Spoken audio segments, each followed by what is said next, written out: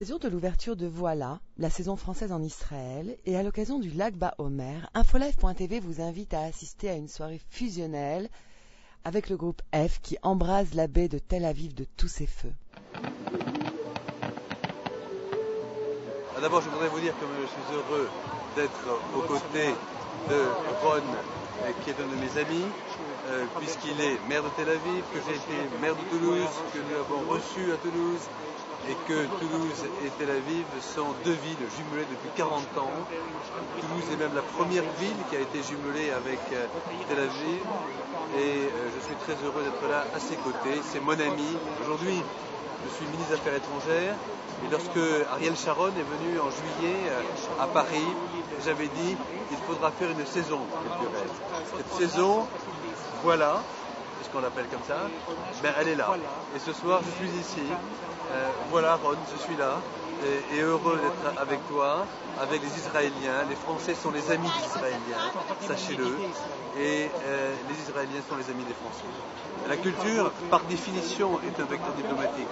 La culture ne se définit que par rapport aux autres cultures. La culture n'existe que parce qu'elle se frotte aux autres. S'il y avait une hégémonie culturelle, il n'y aurait plus de culture, ce serait une dictature. Donc la culture, ce n'est que le rapport à l'autre, la compréhension de l'autre, la tolérance de l'autre. Et je pense que c'est évidemment plus important que jamais dans ce début du XXIe siècle. Permettez-moi de citer une phrase d'un de mes prédécesseurs, qui était ministre de la Culture, lui, et qui s'appelait Jacques Duhamel. Il disait, quand on lui demandait définissez la culture, il disait la culture, c'est l'art de transformer une journée de travail en une journée de vie.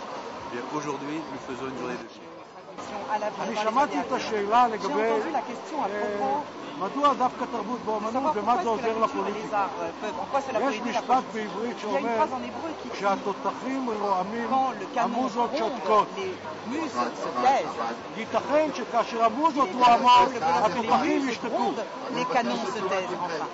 אז אני שמח. Voilà, je suis très heureuse.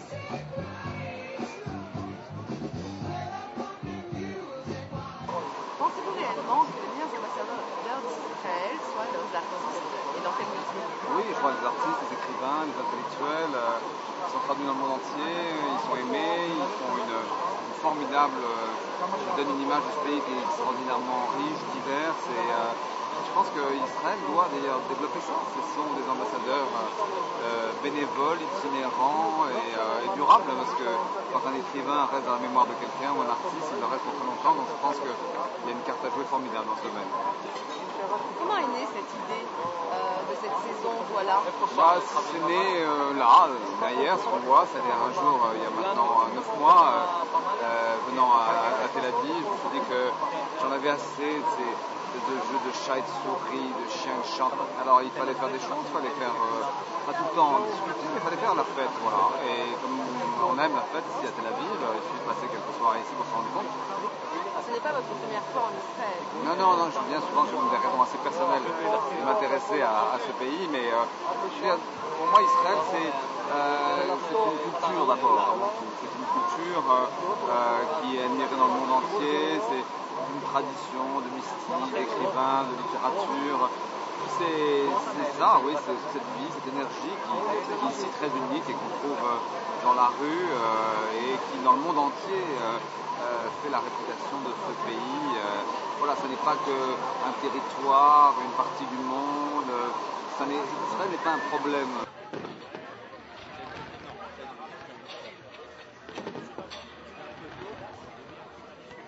Nous sommes ici à Tel Aviv, plutôt à Yafo en fait, et puis c'est impossible de bouger.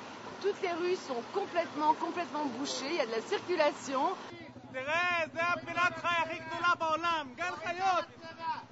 Pourquoi? Parce que cette nuit-là d'échange France-Israël serait un présage.